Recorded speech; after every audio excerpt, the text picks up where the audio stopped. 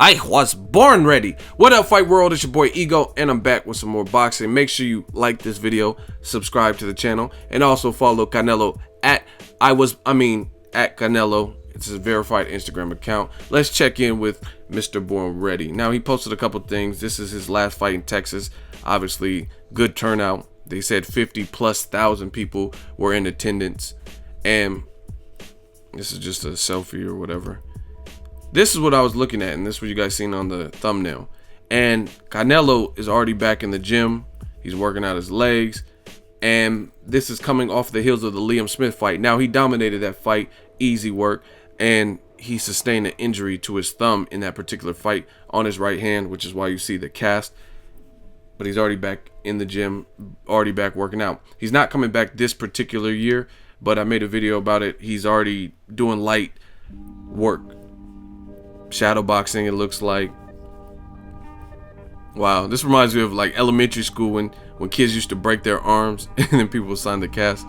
But he's already back active, and I commend fighters for doing stuff like this, because at the end of the day, Deontay Wilder did this too. You'll see a video at the end of this video with Deontay Wilder. He's also injured right now, and he's already back training one-handed. I actually give Wilder a bit more credit though, because his injury was more significant in his bout with Chris Arreola, in which it required him to get pins inserted into his hand, and he was already back training, and it looked like he was training hard with one hand. He was throwing some dynamite. But still, I give props to Canelo, because it looks like he's being a gym rat and living the lifestyle. Even though he has the thumb injury, he's still trying to keep active, keep his weight in order, and that's what these fighters need to be doing, living the fighter lifestyle. That's where people forget the discipline. You know what I mean? Everybody wants the Mayweather money and the accolades and highest paid athlete and stuff, but a lot of fighters don't necessarily want to do this year round. They get ready.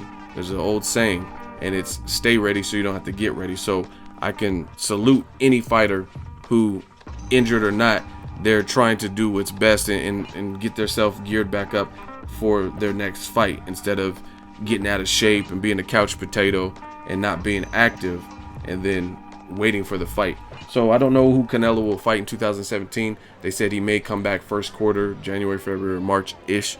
I don't know who that opponent is. Billy Joe Saunders, possibly. Willie Monroe said he had a contract to fight Canelo.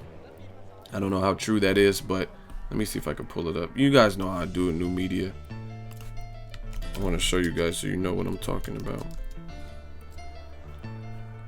This is Willie Monroe's verified account. I seen this the other day. And he says, my note to the boxing media and boxing world. The contract to fight Canelo in December was signed. He was injured, so December is clearly a no-go.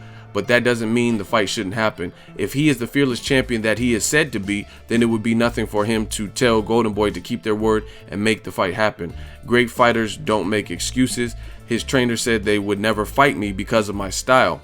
I would be considered a coward if I said I didn't want to fight Canelo because of his style. And I actually have been saying this for a while in terms of fighters using, oh, this guy, I'm not fighting him because he's a runner. I talked to Andre Ward, and he said you have to be prepared for any style. He said, we were talking about the Alexander Brand fight. He's like, you know what I mean? The guy's awkward as hell, and you got to be prepared to fight anybody. And that's what it boils down to. It's just like the Kumite. I used this example before, Bloodsport. You got to be ready for a guy shorter than you, taller than you, more power than you, a hell of a chin that won't go away with one punch, a guy who uses lateral movement, a guy with the crazy defense, speed. I mean, you can't just fight one style. That's lame. You know what I mean? And I don't know. The Canelo fight, I don't know if it'll happen. I'm not saying I'm an advocate for Willie Monroe next, because the Willie Monroe fight with Gabe Rosado, I don't think that left a good taste in people's mouth. It wasn't the most scintillating fight. So off of that performance, off the heels of that performance, I don't know. But I mean, as a man, I could respect what Willie Monroe's doing if he had a contract to sign and fight Canelo. And you know what I mean, Canelo's team saying, hey, we don't want to fight that fight. We know that's the style that gives you problems. So I would actually rather see him, to see if he's improved, fight guys like Willie Monroe over Liam Smith, because I know Canelo excels at that style. He's good fighting guys who are in his wheelhouse and bring the fight to him. You know what I mean? Would he be good enough to beat Golovkin? We don't know. And Golovkin's like the supreme example of a come forward offensive fighter with power. So that's about the one that people really want to see. But the other guys like Lara, Mayweather, Trout, that has been a problem for Canelo. He struggles to cut off the ring. He doesn't cut off the ring well. Now, another Mexican legend, one of my favorites, Juan Marquez, he recently had some interesting things to say regarding the Triple G fight and the flat rate, the flat fee that Golden Boy is offering to Golovkin. And he says they are really punishing Gennady Golovkin by offering that flat fee because it's just a way to avoid Golovkin. It's a way of saying we don't want the fight. We're not going to pay you that much. Would you like to accept it? Go ahead. He said that fight could generate, let's say, 200 to 300 million with the pay-per-view proceeds, which is obviously an estimate. If that fight would generate a certain amount, they have to pay Golovkin well because Canelo is not the only one in the fight. Canelo Alvarez is the one with the popularity, but he has to accept the contest with Golovkin if he wants to prove that he's the best in the division. So if they offer Golovkin 30, 35, or 40%, I think the fight will get done. And he was basically saying this is a way out of the fight from his standpoint.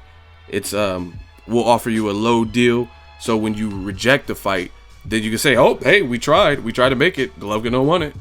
And it's funny because Top Rank promoter who's been in the industry since Muhammad Ali days said the exact same thing. I believe he has an interview on Fight Hype where Bob Arum ripped that idea. He says De La Hoya is not doing a good job of handling Canelo's career, and he's doing the young fighter a disservice, right? He said the disservice is not making the Golovkin fight. He says, so what? What's the worst that can happen? Canelo loses. That's the absolute worst. If he wins, he's the man.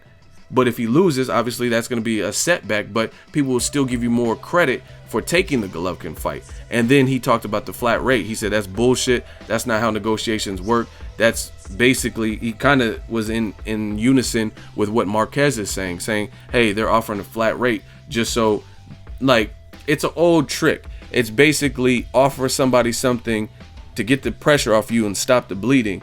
Offer them something you know they won't accept so you can say, oh, we try to make it. Golovkin just doesn't want it. Tom Loeffler, those guys just don't want the fight.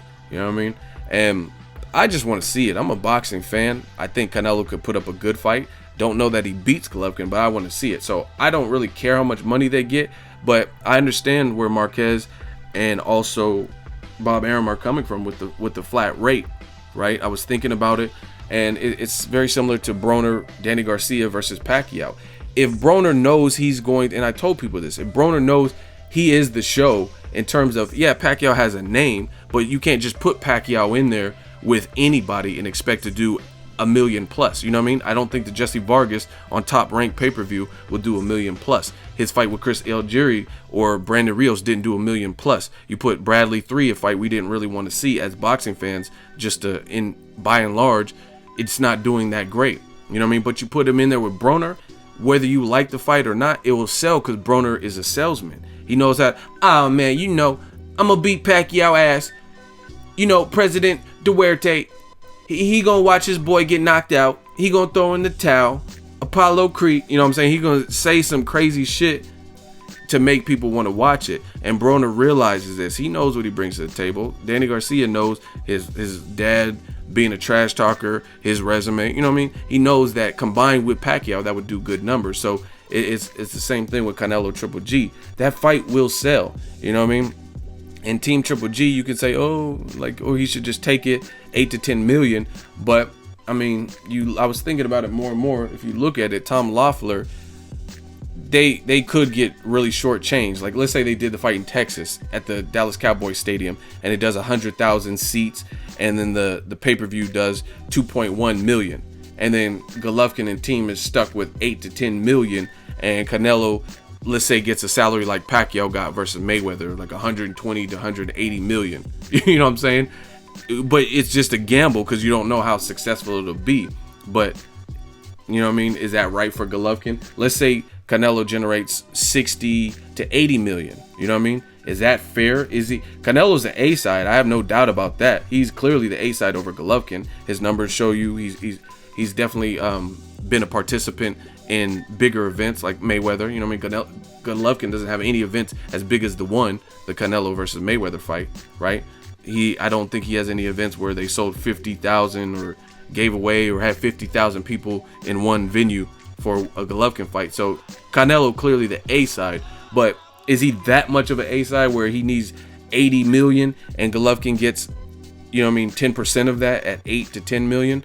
That remains to be seen. Me, I just want to see it. So let me know if you agree with Marquez and Bob Arum, who say the flat rate, for lack of better words, is bullshit and it doesn't make sense, and it's a way to price themselves out or lowball Golovkin by offering him something they know he's going to turn down and just say, hey, we did our due diligence. You know what I mean? It reminds me of like when I was a kid, and let's say you're playing a video game or something and your parents are like, oh, help me find this, like help me find my keys, or something even less minor than that, or more minor than that, help me find this remote control, and you're trying to play your game or whatever, so you act like you're looking, but you're not really diligently looking for the remote and uncovering, oh, where's this piece of paper that I left? You know what I mean? You're not really looking for the piece of paper.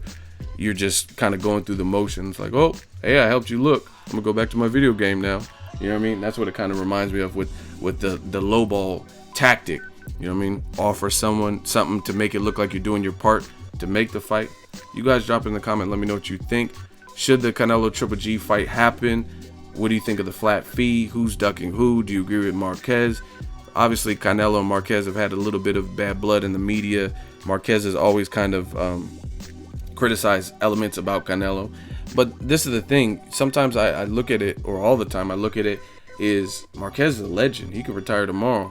And he's knocked out Pacquiao. He has a resume. So you can't say he's coming from a pit. Like some people I've seen, people are like, oh, Marquez, he's just jealous. What is he jealous of? Let's say Canelo makes more money. That's cool. But, I mean, he still has a more decorated resume. He's respected.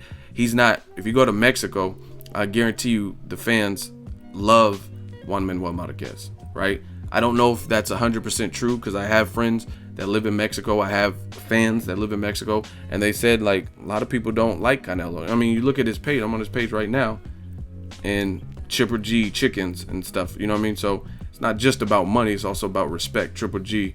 And this is like a, wow, people leaving racial comments and stuff.